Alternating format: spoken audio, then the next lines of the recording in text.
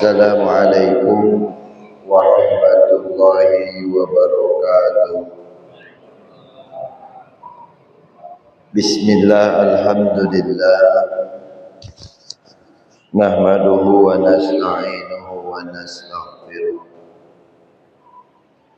wa na'udzu billahi min syururi anfusina wa min sayyiati a'malina. Man yahdihillahu fala mudilla lahu wa man yudlilhu fala hadiya lahu. Asyhadu an la ilaha illallah wahdahu la syarika lahu wa asyhadu anna Muhammadan abduhu wa rasuluhu la nabiyya ba'dahu. Allahumma shalli ala sayyidina Muhammadin wa ala alihi wa sahbihi wa man tabi'ahum bi ihsanin ila yaumiddin. Ya ayyuhan nas ittaqullaha haqqa tuqatih wa la tamutunna illa wa antum muslimun. Puji dan syukur marilah kita senantiasa panjatkan kepada Allah Rabbul Ghafur atas perkenannya, atas karunia-Nya, atas kudrat iradahnya. Kita masih diberikan kesempatan untuk terus menambah amal, kesempatan untuk beribadah, kesempatan untuk berbuat kebaikan sebelum kita kembali ke tempat kita yang sebenarnya kampung akhirat. Sholawat beserta salam semoga senantiasa tercurah limpahkan kepada junjungan alam habibana wa nabiyana Muhammad sallallahu alaihi wasallam. Tidak lupa pada keluarganya, para sahabatnya, dan semoga kita mendapatkan syafaatul udma di yaumil qiyamah. Hadirin ma'asyiral muslimin, as'adakumullah. Insyaallah pada kesempatan malam ini saya ingin menyampaikan berdasarkan salah satu riwayat hadis atau riwayat asar dari riwayat Syakik Al-Balkhi. Dulu ada seorang ulama besar di pinggiran kota Basrah, Irak, yang namanya ulama itu adalah Ibrahim bin Adham. Ulama ini kemudian banyak ditatangi oleh masyarakat, oleh jamaah, oleh kelompok-kelompok manusia, menjadi objek atau menjadi tempat untuk bertanya pada saat itu. Salah satu yang ditanyakan kepada beliau adalah terkait firman Allah, ud'uni astajib lakum. Allah berfirman, ud'uni, berdoalah kepadaku, astajib lakum, niscaya aku akan mengijabah doa-doamu. Masyarakat ini merasa heran. Mereka membaca Al-Quran, mereka tahu bahwa Allah menyuruhnya untuk berdoa, tapi mereka merasa kenapa doa-doanya tidak pernah diijabah. Maka permasalahan ini mereka tanyakan kepada ulama Basrah pada saat itu, yaitu Ibrahim bin Adham. Ketika mereka menanyakan, kenapa katanya Allah Maha pengijabah doa, tapi kami sering berdoa, tapi doa kami tidak diijabah. Maka jawaban Ibrahim bin Adham itu diantaranya, wa inna nad'u falam yastajib lana. Pertanyaan mereka, kami berdoa tapi kami tidak diijabah. Faqala Ibrahim bin Adham, salah penyebabnya adalah, kata Ibrahim bin Adham, matat qulubukum min asyrati asya'a. Kenapa doa-doamu itu tidak diijabah? Matat qulubukum, karena hati-hati kalian ini sudah mati. Seperti kita ketahui bahwa Rasulullah SAW menyampaikan, Allah tidak akan mengijabah min qalbin ghafilin lahin, doa manusia yang hatinya lalai, hati yang lalai saja doa itu tidak akan diijabah, apalagi hati yang mati. Karena kata para ulama, hati itu terbagi tiga, ada qalbun salim, ada qalbun marid, ada qalbun mayyit. Ada hati yang qalbun salim, hati yang selamat. Ada qalbun marid, hati yang sakit. Ada qalbun mayyit, hati yang mati. Ini diantara ketiga hati. Hati yang selamat itu illa man atallah biqalbin salim. Hati yang selamat itu nanti di padang mahsyar itu hanya manusia yang punya hati selamat yang akan selamat nanti di padang mahsyar atau di yaumil akhirah. Illa man atallah biqalbin salim. Sementara hati yang mati, Ibnu Qayyim al-Jauziyah pernah memerintahkan, cari hatimu dalam tiga hal, dalam membaca Al-Quran, dalam zikir, dan dalam berkholwat dengan Allah. Kalau tidak ada, maka hatimu sudah mati. Ini bahaya. Nah, dalam hal ini, hati yang mati ini termasuk salah satu faktor terbesar doa tidak diijabah. Karena tadi pertanyaan orang Basra itu, mereka bertanya, ud'uni astajib lakum. Kami berdoa tapi kami tidak diijabah. Kata Ibrahim bin Adam, penyebab doa tidak diijabah itu matat qulubukum min asyrati asya. Hatimu mati disebabkan oleh 10 perkara. Ini hati-hati. Hati ini organ paling penting. Ala inna fil jasadi mudghah, idza saluhat saluhal jasadu kullu, wa idza fasadat fasadal jasadu kullu, ala wahiyal qalb. Ingatlah, inna fil jasad, sesungguhnya pada jasad itu mudghah, ada segumpal daging. Idza saluhat, apabila daging itu baik, saluhat jasadu kullu, maka seluruh anggota badan ini akan baik. Wa idza fasadat, dan apabila daging ini buruk, fasadat jasadu kullu, maka buruklah seluruh anggota tubuh ini. Ala wahiyal qalb, yang dimaksud segumpal daging itu adalah hati. Hati ini nahkoda dari anggota badan kita. Mata bermaksiat terkadang karena respon dari hati kita yang kotor. Tangan bermaksiat karena memang respon dari hati kita yang kotor. Kaki melangkah ke tempat maksiat karena memang respon dari hati kita yang kotor. Maka penting membersihkan hati. Jangan sampai hati itu mati. Sehingga salah satu ciri hati mati itu a'andartahum am lam tunzirhum la yu'minun. Dia dikasih peringatan ataupun tidak dikasih peringatan, la yu'minun, mereka tidak akan pernah beriman.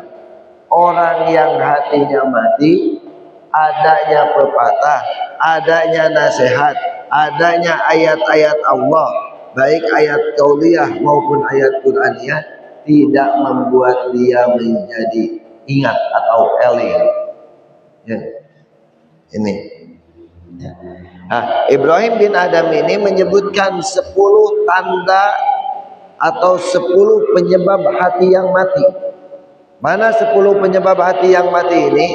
Yang pertama, kata Ibrahim bin Adam, arabtumullaha walam tu'addu haqqo. Penyebab hati mati itu arabtumullah walam tu'addu haqqo. Mereka mengetahui Allah, mereka mengenal Allah, tapi tidak menunaikan hak-haknya Allah. Ini penyebab hati mati yang pertama. Mereka tahu Allah, mereka mengenal Allah, mereka mengakui Allah sebagai Khalik, mereka mengakui Allah sebagai Sang Pencipta, mereka mengakui Allah sebagai yang memberikan rezeki, walam tu'addu haqqah, tapi kemudian tidak menunaikan hak-hak Allah. Awas, faktor terbesar yang membuat hati mati itu adalah tidak menunaikan hak-hak Allah, alias tidak berakhlak kepada Allah. Akhlak paling tinggi itu kepada Allah. Ya. Kenapa kita harus berakhlak kepada Allah? Allah yang menciptakan kita, Allah yang mengatur kita, Allah yang memberi rezeki kepada kita, Allah yang menggerakkan kita. Harusnya ketika kita bicara terkait tentang bahwa semuanya ini diatur oleh Allah, maka mengharuskan kita menyembahnya atau menunaikan hak-haknya. Dalam hadis dikatakan mahaqqullahi 'alal ibad. Apa hak Allah terhadap hamba-hambanya? Di antara hak Allah terhadap hamba-hambanya, anta'budallah wa la tusyriku bihi syai'a. Di antara hak Allah yang menjadi kewajiban hamba-hambanya itu menyembah Allah dan tidak menyekutukannya. Ini yang pertama. Penyebab hati yang pertama, penyebab hati mati itu kita tahu tauhid rububiyah, tapi kita tidak bertauhid uluhiyah. Kita sadar bahwa Allah yang menciptakan, kita sadar bahwa Allah yang memberi rezeki, kita menyebut bahwa Allah yang menurunkan hujan, kita pun hafal bahwa Allah yang menciptakan langit dan bumi, kita pun sadar bahwa Allah yang menguasai kita, yang membolak-balik hati kita, tapi kemudian kita tidak memberikan ubudiyah kita kepada Allah, tauhid uluhiyah. Ya, sekarang logika sederhana. Kalau misalkan di satu kampung ada orang dermawan, dia suka berbagi bersama di kampung itu, maka biasanya fitrah manusia kalau ada orang dia misalkan berbagi, kepakailah di kampungna. Apa yang dilakukan? Cek eta teh tokoh anu sok berbagi teh. Apapun yang dikatakannya biasanya sami'na wa ata'na. Betul tidak? Lamun ayah misalkan di satu kampung ini satu tokoh yang dia sering berbagi, sering ngasih, sering mengajak masyarakat dan dirasakan manfaatnya oleh masyarakat, maka timbal baliknya apa? Maka apapun yang dikatakan oleh tokoh itu yang suka berbagi itu pasti akan dilaksanakan. Ini fitrah manusia. Harusnya manusia juga sadar kalau kita meyakini bahwa Allah itu memberikan rezeki kepada kita, Allah lah yang menghidupi kita, Allah lah yang mengatur kita, Allah lah yang menurunkan hujan. Harusnya secara kemudian naluri manusia itu tidak boleh menyembah kecuali hanya kepada Allah. Ini kan harusnya seperti itu, berbanding lurus. Tauhid rububiyah mengharuskan manusia menjadikannya menjadi tauhid uluhiyah. Keyakinan bahwa Allah yang mencipta, keyakinan bahwa Allah yang mengatur, ini harusnya menjadikan manusia sadar bahwa memang yang berhak, satu-satunya yang berhak diibadahi adalah Allah. Bagaimana mungkin kita bisa menyembah kepada sesuatu yang lemah, kepada makhluk? Bagaimana mungkin kita menyembah kepada sesuatu yang tidak bisa mendatangkan manfaat dan madarat?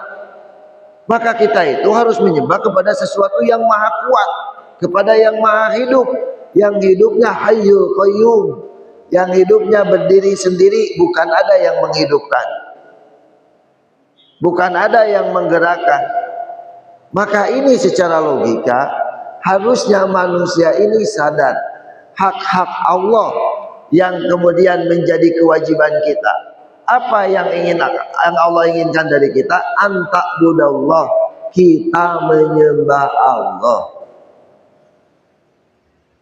Artinya kita sadar posisi sebagai makhluk. Kita makhluk, Allah khalik. Awas ya, ubudiyah itu bukan hanya diartikan sebagai sholat. Sholat itu bentuk ubudiyah. Puasa itu bentuk ubudiyah. Zakat itu bentuk ibadah. Ngaji ini bentuk ibadah. Tapi hakikat ibadah itu adalah penghambaan seseorang kepada Allah. Penghambaan itu tunduk, patuh apapun yang diperintahkan oleh Allah kepadanya. Sami'na wa ata'na, dalam bahasa lain raditu billahi robba, ridho Allah jadi pangeran kami. Kalau kita mengucapkan Allah ridho sebagai Tuhan kami, berarti ridho ditakdirkeunana, ridho kana qadar-qadarna, ridho kana katangtuanana, ridho kana aturanana, ridho kana ajaranana, ridho kana nu diutusna. Mana nu diutusna? Rasulullah. Mana aturanana? Agama Islam. Mana kitab sucina? Al-Quran. Ya. Mana aturan itu? Kodok-kodok udah ridho. Ya. Terkadang kita mengaku Allah sebagai Tuhan kita, tapi terkadang banyak di antara kita yang kemudian tidak intian, tidak patuh, tidak konsekuen atas pengakuan yang diucapkan oleh lisan. Karena pernah dibahas ya, salah satu konsekuensi dari syahadat Allah ilaha illallah itu al-inqiyad. Salah satu konsekuensi dari syahadat itu adalah kepatuhan. Salah satu konsekuensi dari syahadat itu adalah ketundukan. Salah satu konsekuensi dari syahadat itu adalah kecintaan. Salah satu konsekuensi dari syahadat itu adalah tidak membohongi diri. Hari ini kita itu sadar Allah yang menciptakan langit dan bumi, tapi masih banyak yang kemudian bergantung kepada selain Allah.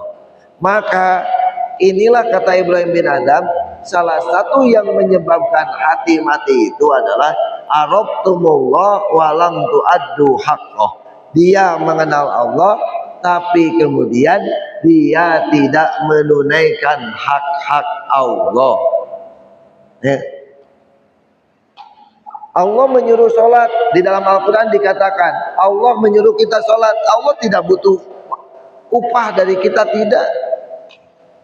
Bahkan kami yang memberikan upah, kata Allah, kami yang memberikan pahala bagi kalian. Lalu kenapa Allah menyuruh sholat kita? Apakah Allah butuh sholat kita? Demi Allah tidak. Apakah Allah butuh puasa kita? Demi Allah tidak.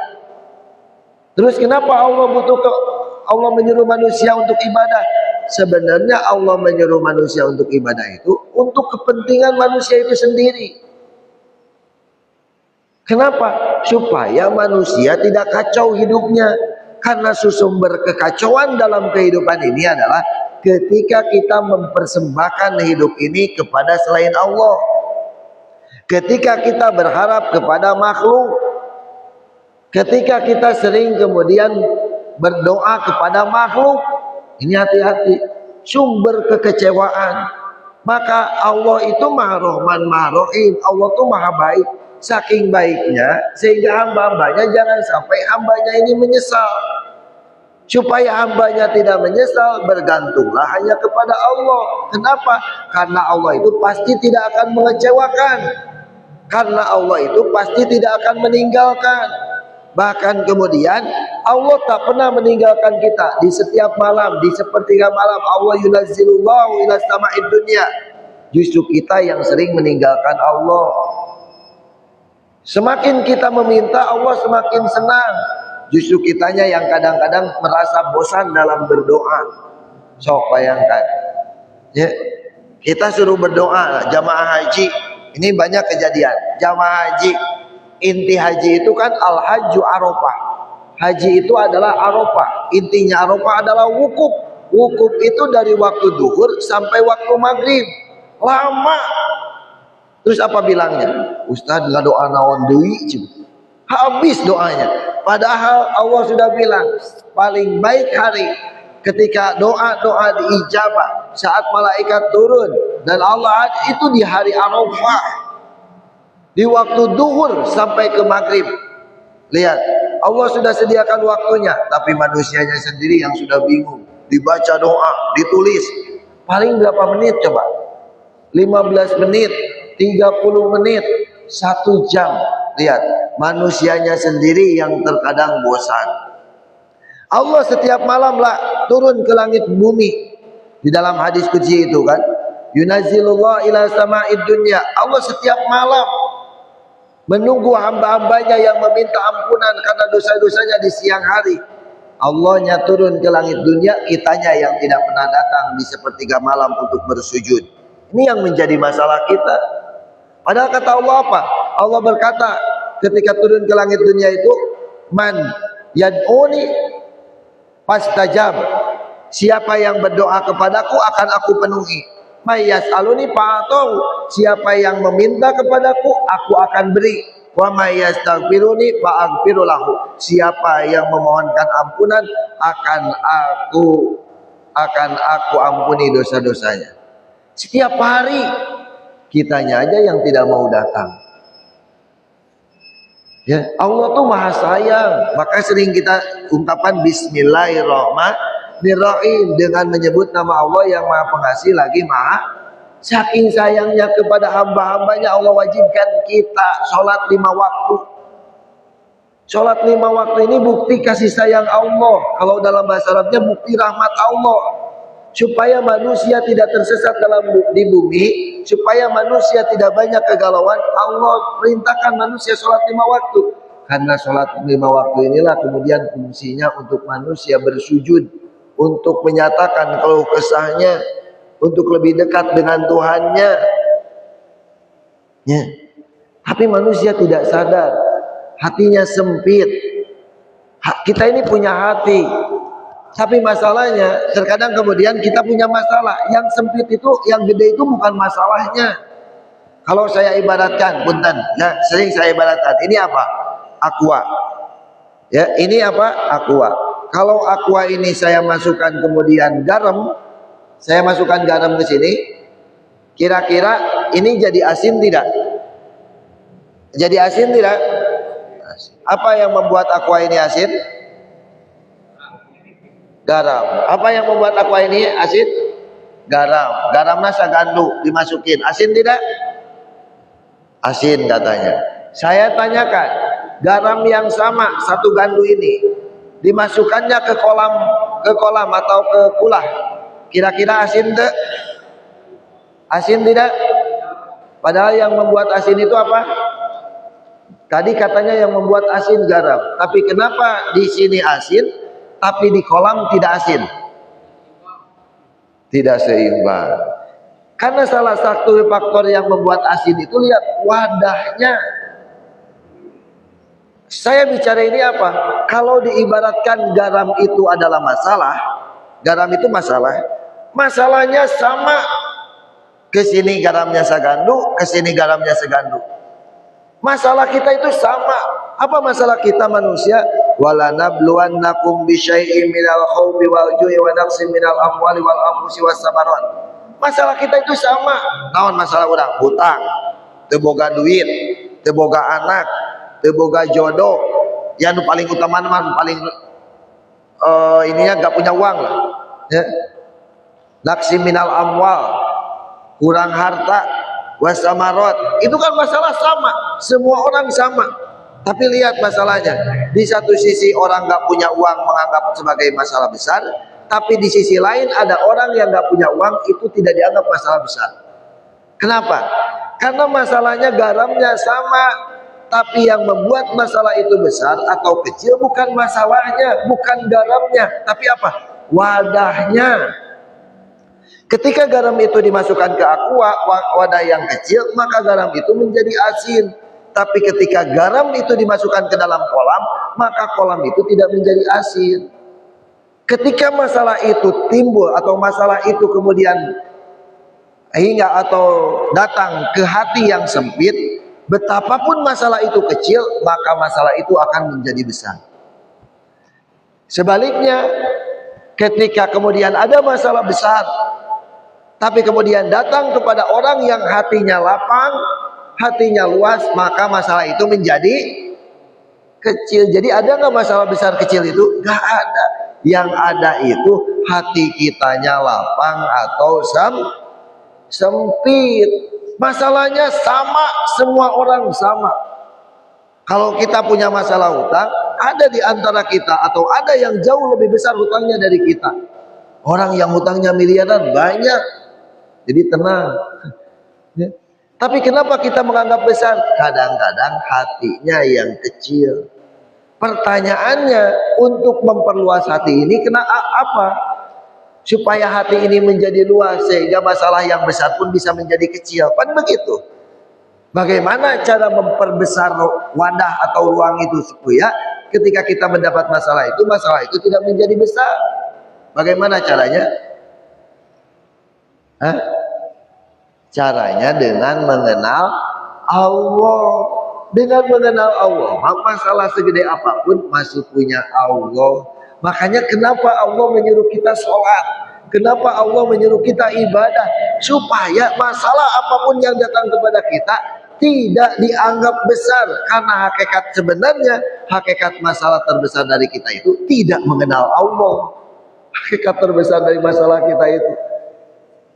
Jadi kalau kita simpulkan, masalah besar kita itu bukan gak punya uang, masalah besar kita itu bukan gak punya keturunan, masalah besar kita itu bukan gak punya, masalah terbesar dari kita itu gak mengenal Allah. Karena dengan gak mengenal Allah itu hati itu menjadi sempit, sehingga ketika ada masalah rentan untuk kemudian menjadi dinyatakan besar.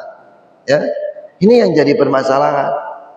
Ya, paham ya? Makanya Allah wajibkan kita untuk beribadah supaya kita itu terus tunduk. Ini bentuk kasih sayangnya Allah. Bukan Allah butuh sholat kita, demi Allah Allah gak butuh sholat kita. Kalau semua kita makhluk di dunia ini gak sholat, apa kata Allah di dalam surat Luqman itu? Innallaha ghaniyun hamid. Allah akan tetap kaya. Manusia semuanya bermaksiat kepada Allah, Allah akan tetap kaya. Ya. Terus kenapa Allah menyuruh kita ibadah? Buat kita. Kenapa Allah menyuruh kita untuk tidak mabuk? Buat manusia itu sendiri.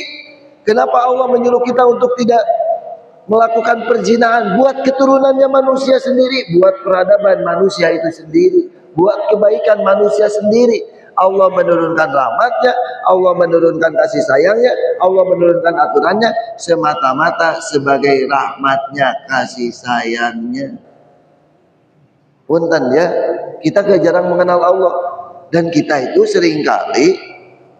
seringkali kemudian suudzon sama Allah. Contoh, kita dikasih sakit. Kenapa ya saya sakit?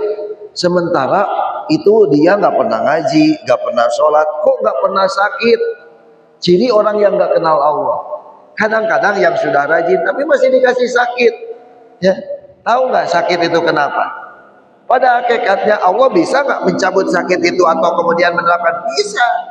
Lalu kenapa ada sakit? Supaya manusia sadar kita ini lemah. Fir'aun itu nggak pernah sakit. Kalau nggak pernah sakit, akhirnya merasa, akhirnya ana rabbukumul a'la. Banyak orang yang celaka itu karena sudah kemudian karena dia merasa hebat dengan sendirinya. Maka Allah datangkan perkara-perkara yang menyakitkan bagi manusia itu. Bukan Allah dolim. Ada Allah sudah berfirman di dalam hadis qudsi, inni haramtud dzulma ala nafsi. Aku mengharamkan kedoliman untuk diriku. Allah bukan dolim kepada kita. Kalaupun Allah memberi kita sakit, Allah memberikan kita kekurangan, itu pun bagian dari rahmatnya. Kok sakit disebut rahmat? Kok ujian disebut rahmat? Kok itu disebut kasih sayang? Itu mah pandangan manusia kita yang sempit.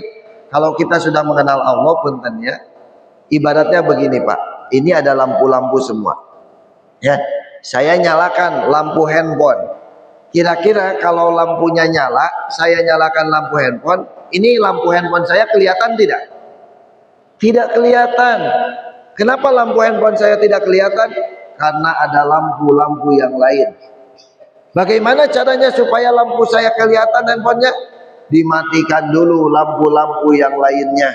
Ini dimatikan semua, lampu yang di handphone ini pasti kelihatan terang.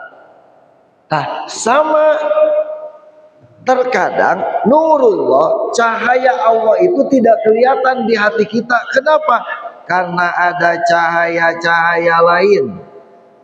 Ada cahaya-cahaya lain. Apa cahaya-cahaya itu? Pangkat, jabatan, harta, sehat. Itu cahaya-cahaya lain. Sehingga banyak orang yang punya pangkat lupa sama Allah. Firaun punya pangkat, lupa sama Tuhannya. Aina ana rabbukumul a'la. Korun punya harta, lupa sama Tuhannya. Akhirnya dia mengaku bahwa ini innama ilmu indi. Ini harta dariku sendiri. Dia lupa. Nah, sebenarnya Allah kemudian menjadikan dia kena musibah, pangkatnya hilang, hartanya hilang. Ini bukan Allah dolim. Allah padamkan cahaya-cahaya lain supaya apa? Cahaya ini kelihatan. Allah ambil pangkatnya, Allah ambil pasangannya, Allah ambil ini. Itu bukan Allah dolim, tapi supaya kita sadar akan kasih sayang Allah. Inilah yang tidak dipahami manusia. Terkadang sifat buruk manusia suudzon kepada Allah. Ketika Allah memberikan seolah-olah di pandangan mata kita buruk, ini langsung kita bersuudzon. Ya Allah, kenapa harus aku? Why me? Kenapa harus aku? Kan sering begitu. Padahal bisa jadi Allah memberikan satu kegelapan kepada kita, digelapkan lampu ini dengan maksud supaya cahayanya terlihat lagi oleh kita. Tuh ya, betapa banyak diantara kita yang mengucapkan istighfar saat sakit. Dakir sehat mah kadang-kadang tidak mau beristighfar. Lihat, diambil kesehatannya baru mau istighfar kembali. Kan ini yang terjadi. Maka inilah pentingnya kita mengenal Allah. Ya, bukan hanya tahu Allah, tapi mengenalnya. Beda antara tahu dan mengenal. Cirinya tahu dan mengenal apa? Kalau mengenal itu wani punta penta, Pak. Mengenal itu berani meminta, Bapak tahu saya. Oh, eta mah Pak polisi, kosok ceramah. Tapi tidak kenal, gak pernah punya nomor WA, gak tahu rumahnya. Suatu saat Bapak ditilang, berani minta tolong sama saya nggak? Nggak berani, kenapa? Nggak kenal. Nggak kenal. Si abang sudah kenal, sering WA. Suatu saat ada masalah, berani minta tolong nggak? Karena sudah kenal. Pertanyaannya, ke Allah itu tahu apa kenal? Ke Allah tahu apa kenal? Kita baru tahu Allah yang menciptakan langit, tahu Allah yang menciptakan bumi, tahu Allah yang memberi rizki, tahu Allah yang kemudian menurunkan hujan, tapi nggak kenal. Buktinya apa? Habis sholat nggak mau doa, habis Jumatan langsung bubar. Engkau tahu yang memiliki semua ini, bumi dan isinya adalah Allah, tapi nggak kenal. Ciri nggak kenal itu nggak mau minta tolong. Kalau kenal mah kita sedikit-sedikit ada masalah langsung doa. Ya Allah, tidakkah Engkau mengizinkan ini masalah kecuali aku yakin Engkau telah memberikan kami kekuatan untuk mengatasinya. Apa yang kita bingungkan?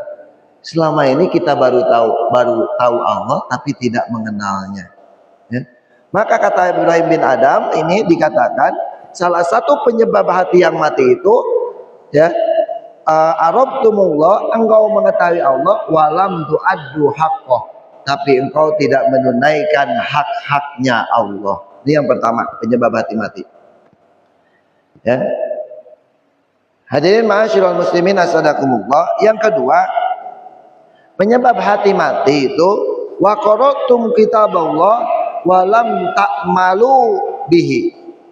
Wa qara'tum, engkau membaca kitab Allah, kitabnya Allah, engkau membaca kitab Allah, walam ta'malu bihi, tapi kalian tidak beramal dengan kitabnya.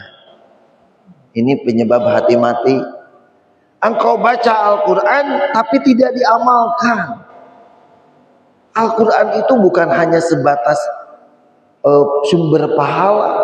Lebih dari itu, fungsi Al-Quran itu hudan, petunjuk, guide, ya, petunjuk jalan, petunjuk arah, aturan main. Al-Quran itu, kita mau ke Jakarta, di perempatan itu kiri apa kanan, ke kiri ikut, itu Al-Quran fungsinya.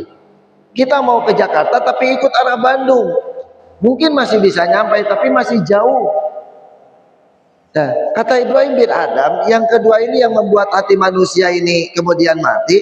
Wa qaratum kitab Allah wa lam ta'malu biha. Mereka membaca kitab Allah tapi tidak mau beramal dengannya. Bahkan dalam hadis lain, ya, dikatakan dalam hadis lain, ini yang lebih ekstrim, ya, akan datang satu zaman la yabqa minal Islam illa ismun walal Quran illa rasmun. Akan datang satu zaman di mana Islam hanya namanya saja, ya, Islam hanya namanya saja, sementara kemudian Al-Quran hanya rosamnya saja. Hari ini kejadian Islam hanya status saja, tapi kemudian ajarannya tidak dipakai. Islam itu bukan hanya ada di masjid, saat pengajian di kerudung, lalu kemudian setelah keluar pengajian dibuka kerudung, bukan seperti itu. Saat ada kematian sopan santun, tapi setelah, tidak seperti itu. Ya, Islam itu way of life, Islam itu cara hidup, 24 jam hidup kita.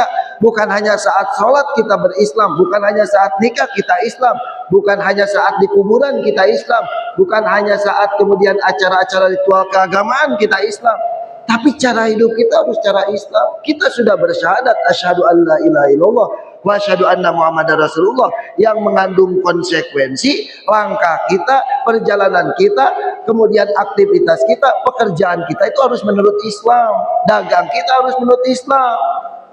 Tidak boleh korup, tidak boleh menipu, tidak boleh kemudian korupsi, tidak boleh kemudian nepotisme. Ini ada dalam Islam semuanya. Bagaimana ketemu dengan teman, harus salam dan sebagainya, ini Islam. Tapi sangat disayangkan hari ini kemudian Islam hanya dibatasi sebagai status saja, sehingga pada akhirnya kalau hanya status tapi tidak membedakan, akhirnya seperti seolah-olah musuh dengan yang lain. Saya Islam, ini bukan, ya. Ya, ini seolah-olah jadi ada gap. Padahal tidak seperti itu. Untuk muamalah dengan siapapun, kita dulu Rasulullah dengan Yahudi juga muamalah. Yang membedakan itu aturan hidup. Misalkan kita jalan bareng dengan Yahudi, apa bedanya? Ketika kita masuk WC, kita Muslim, dia Yahudi, kita pakai aturan kita, langkahkan kaki kiri, kemudian berdoa. Di dalam WC tidak boleh nyanyi-nyanyian, di dalam WC tidak boleh teriak-teriak, di dalam WC bahkan menjawab salam pun di dalam WC itu tidak boleh. Itu baru Islam. Islam dibawa ke kantor, tidak boleh korupsi jam kerja, ya. Maka haram baginya kemudian, kecuali kan karena seorang muslim itu mukmin itu ala syurutihim, sesuai dengan kesepakatan kantornya. Jam kerja sekian sekian, berangkat jam 7, pulang jam 3, harus sesuai. Ya, harus sesuai. Pulang jam sekian, harus. Itu Islam dibawa kejujuran, nilai-nilai kejujuran. Ya, hak asasi manusia juga Islam dibawa. Bukan hanya sekedar status, tapi Islam itu benar-benar sebagai value diri, nilai yang dibawa oleh kita. Sehingga orang melihat kita bukan dari ceramahnya, orang melihat kita dari perilakunya. Oh, si ieu mah Islam. Oh, geuning kieu. Jadi mereka tertarik dengan muslim. Karena apa? Karena perilakunya yang belajar atau yang mengamalkan ajaran Islam. Ya. Termasuk Al-Qur'an, wala yabqa minal Qur'an illa rasmun. Ya. Wala yabqa minal Qur'an illa rasmun. Tidaklah tersisa Quran itu hanya rasam. Nah, kuncinya untuk menjalankan Islam itu belajar Al-Qur'an yang benar. Baca Qur'annya. Surat Al-Hujurat itu kamar-kamar tentang etika, tentang akhlak. Belajar Al-Qur'annya, kembali kepada kitab sucinya. Karena kitab suci ini akan menuntut manusia untuk tetap berada dalam relnya. tidak keluar dari relnya sebagai hambanya Allah. Tidak ada dalam kitab suci itu mengajarkan keburukan. Al-Quran itu mengajarkan kebaikan, dan harusnya ini menjadi nilai juga, menjadi pegangan hidup, aturan hidup. Karena kalau kita tidak mengamalkan nilai-nilai Al-Quran, berarti sama kita tidak mengimani Al-Quran. Dan Al-Quran itu hebat, masih relevan, baik masa lalu, masa kini, ataupun masa yang akan datang. Dan Al-Quran itu kitab suci yang inna nahnu nazzalna dzikra wa inna lahu lahafidun, kata Allah. Kami yang menjaga Al-Quran, kami yang menjamin Al-Quran, dan kami yang akan menjaganya. Wa inna lahu lahafidun. Lihat ya, Al-Quran itu sudah 14 abad turun. Dari dulu sampai sekarang tidak ada satu orang pun yang mampu merubahnya. Apakah pernah ada kemudian usaha-usaha untuk perubahan? Banyak. Usaha untuk merubah Al-Quran itu udah sekian kali. Tapi kemudian salah satu kemukjizatan Al-Quran yang masih kita rasakan hari ini, Al-Quran tidak pernah berubah dari awal sampai akhirnya. Tinggal kita mau atau tidak belajarnya, tadabbur Al-Qurannya. Karena setiap bacaan Al-Quran itu hudan, jadi petunjuk, bahkan jadi obat. Obat apa? Obat hati. Secara histori Al-Quran sudah dibuktikan 14 abad. Ada nggak buku bestseller atau buku terbaik yang bisa hidup melewati batas zaman? Nggak ada. Buku-buku paling bestseller itu 20 tahun, 50 tahun. Coba kita baca buku-buku karya Buya Hamka tahun 1960 atau 1970. Ketika dibaca tahun era ini itu sudah agak gimana gitu bahasanya. Coba buka buku-buku tahun 1900 itu sudah, kalau di dunia ilmiah penelitian, kan kita tidak boleh merujuk kepada buku-buku yang sekian puluh tahun yang lalu, karena memang sudah tidak relevan. Tapi Al-Quran masih relevan dari masa kini, masa depan, dan juga masa yang akan datang. Ya, Pak. Mana buktinya? Lihat bagaimana ditemukannya kemudian Marajal Bahraini Yaltaqiyan, dua lautan yang bertemu. Siapa yang menemukan? Jacques Cousteau, seorang penyelam dari Prancis. Itu menemukan kemarin abad 19, tahun 1980. Quran sudah menemukan itu 1400 tahun yang lalu. Siapa yang menemukan itu? Ini nggak mungkin perkataan Nabi. Maka Al-Quran itu bukan dongeng, Al-Quran itu bukan buat-buatan Nabi. Al-Quran itu kalamullah yang maha tahu. Ya, secara histori, secara gramatikal, Quran itu luar biasa. Jumlah lapad setan dan lapad malaikat itu sama 88 kali. Silakan dihitung. Jumlah kata yaum dalam Al-Quran itu 365 kali. Jumlah kata syahrun, syahrun itu artinya bulan, dalam Al-Quran itu 365. Jumlah yaum itu 365. Syahrun itu 12 kali bulan. Ya. Jumlah kata hayat dan maut lawan katanya itu seimbang, presisi 115 kali. Siapa yang bisa membuat itu? Manusia tidak mungkin. Dan beberapa manusia mencoba untuk mengkaburkan Al-Quran, seperti Musailamah Al-Kadzab yang coba-coba membuat Al-Quran. Tapi kemudian ketahuan, ya, banyak orang-orang yang kemudian secara historis terbukti mereka mau mendustakan Al-Quran, tapi ketahuan. Coba sekarang cek aja ya, kita yang awam, cek bahasa Quran bandingkan dengan hadis, beda. Quran dengan hadis beda. Hadis itu perkataan Nabi Muhammad yang meskipun sumbernya adalah wahyu Allah, tapi perkataan Nabi Muhammad. Dengan Al-Quran yang langsung kalamullah itu saja sudah beda. Sok aja ya, secara gramatikal, secara peristiwa, apalagi secara isi. Tidak ada yang meragukan Al-Quran. Dan isi yang paling banyak dalam Al-Quran itu adalah tentang masa depan. Apa yang dimaksud masa depan? Tentang kiamat, tentang hari-hari yang banyak didustakan oleh manusia, baik didustakan secara ucapan maupun didustakan secara tindakan. Mungkin banyak orang yang secara lisan dia mengatakan iman kepada hari akhir, tapi tindakannya tidak bersiap-siap untuk mengikuti hari akhir, untuk mempersiapkan hari akhir. Ya. Dan itu paling banyak dalam Al-Quran. Ini pun bentuk kasih sayang Allah.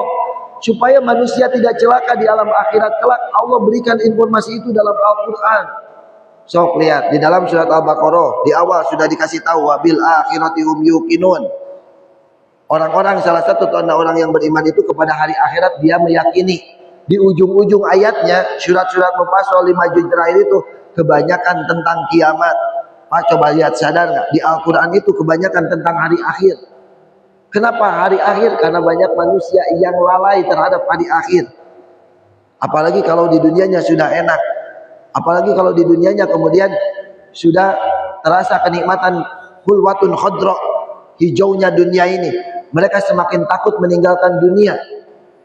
Ya, Allah berikan peringatan-peringatan itu di dalam Al-Quran. Wal akhiratu khairu wa abqa. Akhirat itu lebih kekal dan lebih bagus. Wal akhiratu khairul laka minal ula. Akhirat itu lebih baik dibanding dunia. Tapi apa respon manusia? Kalla bal tuhibbunal ajilah wa tadarunal akhirah. Mereka lebih memilih kehidupan dunia yang sebentar, wa tadarunal akhirah, dan mereka mengabaikan kehidupan akhirat. Ini yang kemudian menjadi apa? Yang kemudian menjadi permasalahan di kita, ya, karena tidak membaca Al-Quran. Di dalam hadis riwayat Abu Dawud, Abu Dawud terkait fitnah kubur, ya, terkait fitnah kubur. Ketika orang itu bisa menjawab fitnah kubur, pertanyaan di alam kubur, wa ma yudrika, kata malaikat ditanya, kenapa kamu bisa menjawab fitnah kubur? Orang itu menjawab, qara'tul kitab, aku dulu di dunia membaca kitab, membaca Al-Quran, wa shadaqtu wa amantu bihi, aku membenarkan Al-Quran dan aku beriman kepada Al-Quran. Al-Quran bukan kitab pajangan, Al-Quran bukan hanya mahar saat pernikahan, Al-Quran bukan hanya sekedar kemudian hiasan, bukan hanya sekedar identitas muslim kita, tapi Al-Quran lebih dari itu, hudal linnas wa bayyinatin minal huda wal furqan, petunjuk bagi manusia dan pertimbangan bagi kita mana yang baik dan mana yang buruk. Ya. Ini yang kedua, ya. Jadi yang pertama, penyebab hati mati itu, yang pertama penyebab hati yang mati itu adalah arabtumullah wa lam tu'addu haqqah. Mereka mengenal Allah tapi tidak menunaikan haknya. Yang kedua, wa qara'tumul kitab, mereka kemudian membaca Al-Quran tapi kemudian walam ta'malu bihi, tidak beramal dengan Al-Quran. Yang ketiga, wa aduwukum iblis walaitumuhu, mereka kemudian meyakini bahwa iblis itu adalah musuh yang nyata, tapi mereka senantiasa mengikuti langkah-langkah iblis dan syaitan. Ini yang ketiga yang menyebabkan hati yang mati. Kita nyatakan bahwa setan itu adalah musuh, inna syaitana lakum aduwwum mubin, musuh yang nyata, tapi perilaku kita perilaku yang mengikuti syaitan. Mana perilaku syaitan itu? Mubadir, hidup poya-poya, hidup kemudian tidak sederhana, ya. Lihat di dalam surat Al-Waqiah dikatakan salah satu penyebab orang mendapatkan kitab catatan amal ashabus shimal itu diantaranya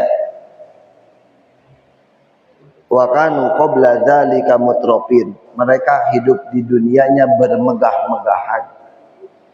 Bukan tidak boleh kita hidup bermegah-megahan, bukan tidak boleh kita hidup kaya, boleh, karena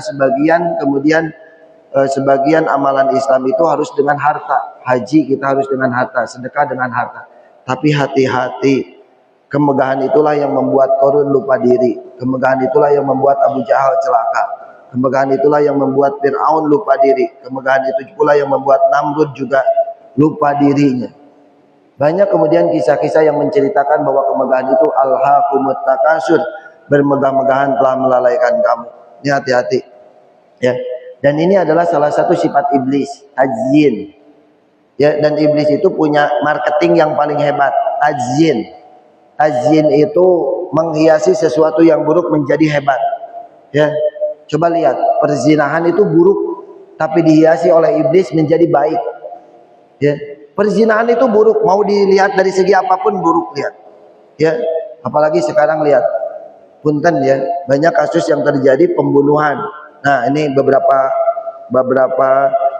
beberapa kasus pembunuhan itu diawali oleh perzinahan. Ayatnya itu berbarengan antara ayat wala taqrabuz zina innahu kana fahisyatan wa sa'a sabila, kemudian ayat selanjutnya wala taqtulun nafsal lati haramallahu illa bil haq.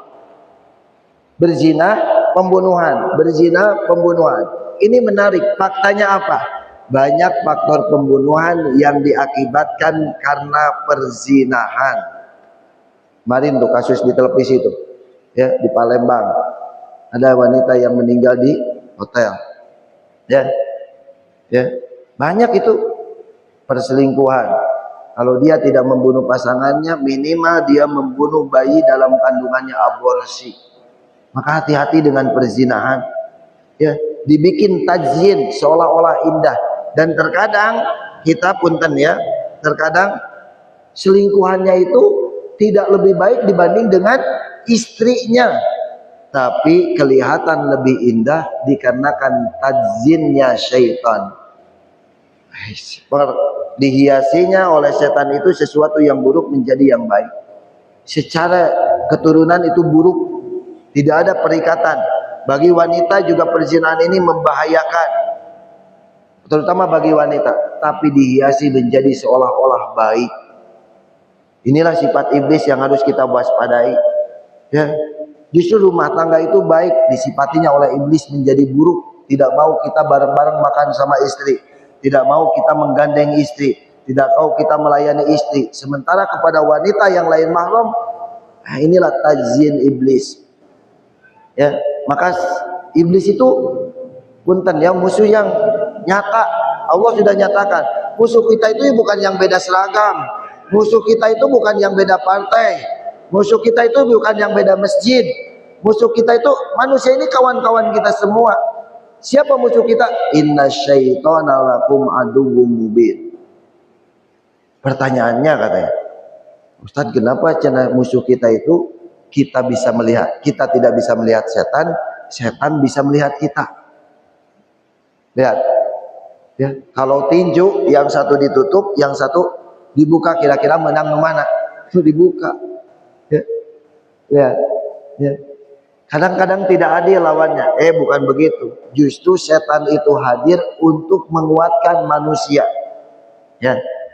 Setan itu datang min baini aidihim, dari sisi kanan, wa min khalfihim, dari belakang, dari depan, dari belakang, dari kanan, dari kiri. Dalam tafsir surat Al-A'raf dikatakan setan datang dari depan meragukan tentang hari akhirat. Setan datang dari belakang supaya manusia mencintai dunia. Setan datang dari kanan supaya dia merasa amalnya lebih. Setan dari kiri dipercantiklah kemaksiatan itu. Tinggal dari semua arah kita itu diganggu oleh setan. Pertanyaannya, kita selamat dari mana? Kiri ada, kanan ada, depan ada, belakang ada. Punten, contoh analogi sederhana. Ada, kita mau ke rumah teman, tapi teman itu dijaga, rumahnya dijaga oleh anjing helder. Kita mau masuk, ya, pas kita masuk digogok sama anjing itu.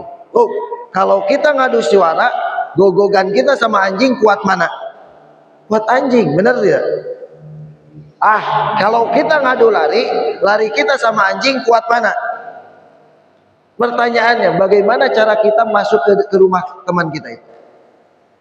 Ngadu lompat mau bisa, ngadu gogogan juga kita mau bisa. Lalu bagaimana kita bisa masuk ke rumahnya? Itu kan musuh yang kuat. Gimana? Telepon yang punya anjing, telepon yang punya rumah. Aku mau masuk rumah. Apa kata yang punya rumah? Kelly, come here. Datang. Si Kelly balik, kita jalan dengan aman. Sama dengan setan. Allah menggoda manusia dengan setan. Dan setan sudah minta izin sama Allah untuk menggoda manusia. La aghwiyan lahum. Aku akan menggoda manusia min baini aidihim, dari kiri, dari kanan. Kata Allah, silahkan. Kiri, kanan, depan, belakang digoda setan. Lalu kita dari mana? Bilang sama yang menciptakan syaitan. A'udzu billahi minasy syaitonir rajim. Makanya terus aman tidak?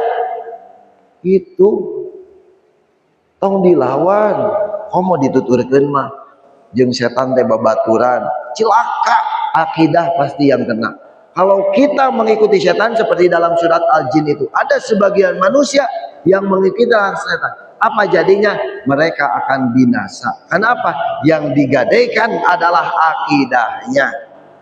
Allah menciptakan musuh kita yang kuat supaya apa? Supaya manusia lebih kuat. Supaya apa? Tadi kan setan itu kiri kanan. Supaya apa manusia? Supaya hanya bergantung kepada Allah. Hebat ya? Ya. Orang ayeuna misalkan tim poli, tim main bola atau Persib Bandung. Atau misalkan tim kita main bola. Misalkan ya. Lawannya Persib ngalawan uti kampung, perlu latihan ke? Henteu. Guys langsung menang. Tapi kalau lawannya misalkan tim-tim Barcelona, Real Madrid, perlu latihan tidak? Perlu.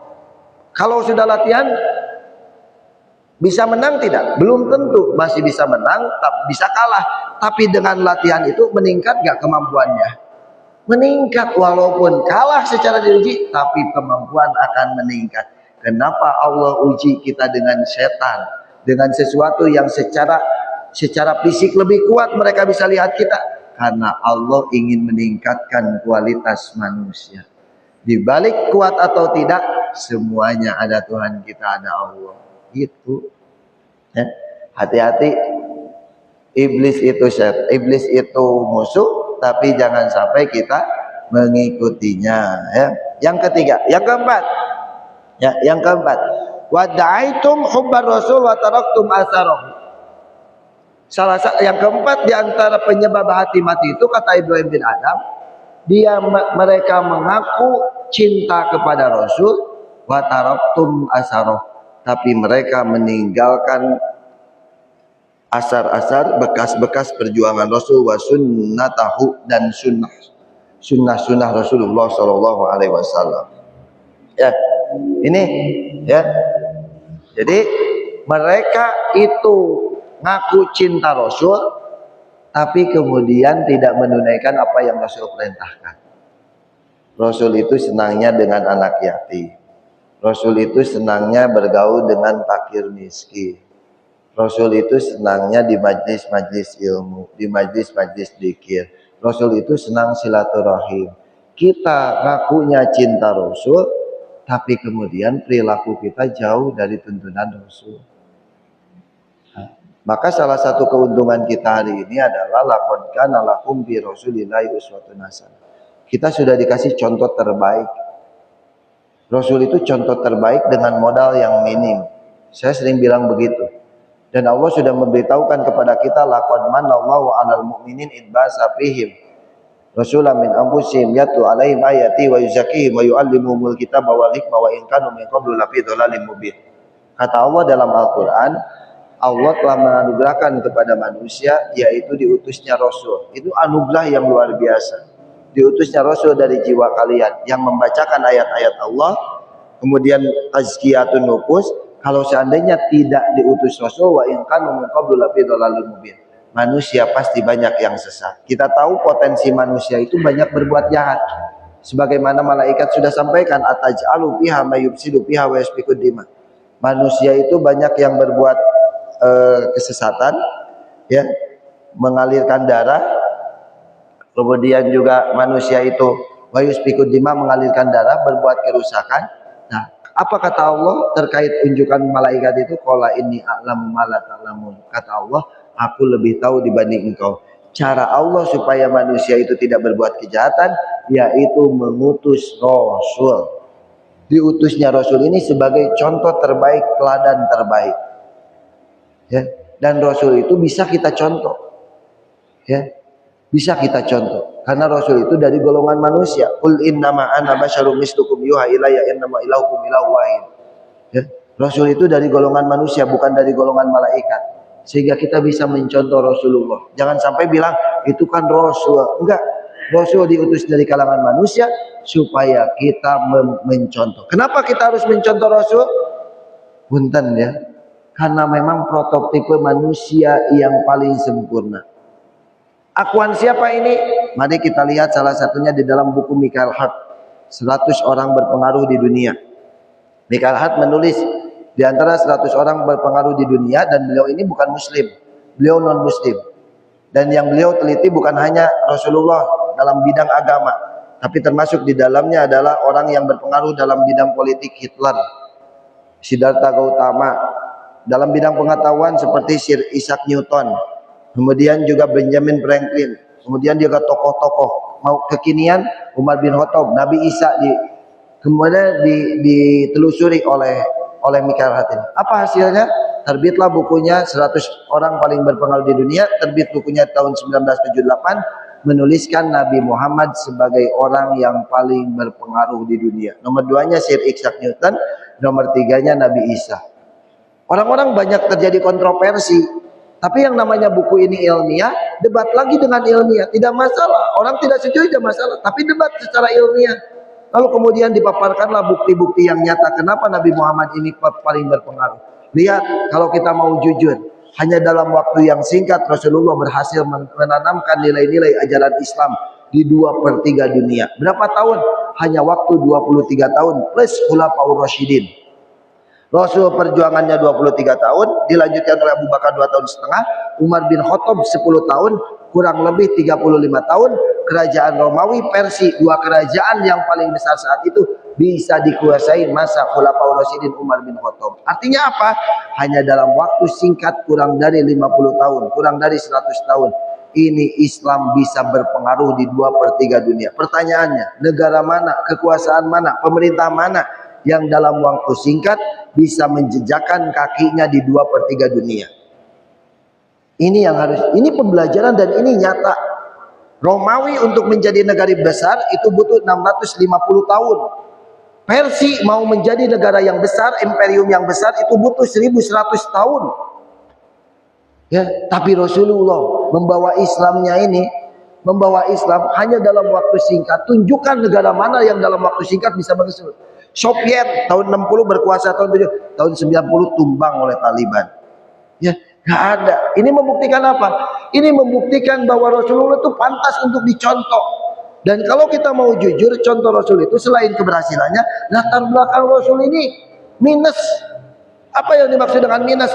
Rasulullah yatim. Rasulullah yatim piatu. Usia 2 bulan dalam kandungan sudah tidak ada ayahnya. Usia 6 tahun sudah tidak ada ibunya. Dalam keadaan minus, tapi Rasulullah berhasil mengguncang dunia. Artinya apa? Kita tidak boleh kemudian hari ini mengeluh. Kalau kita bicara tidak ada ayah, tidak ada ibu, tidak bisa berhasil. Lihat Rasulullah, tidak ada ayah, tidak ada ibu, tetap bisa berhasil.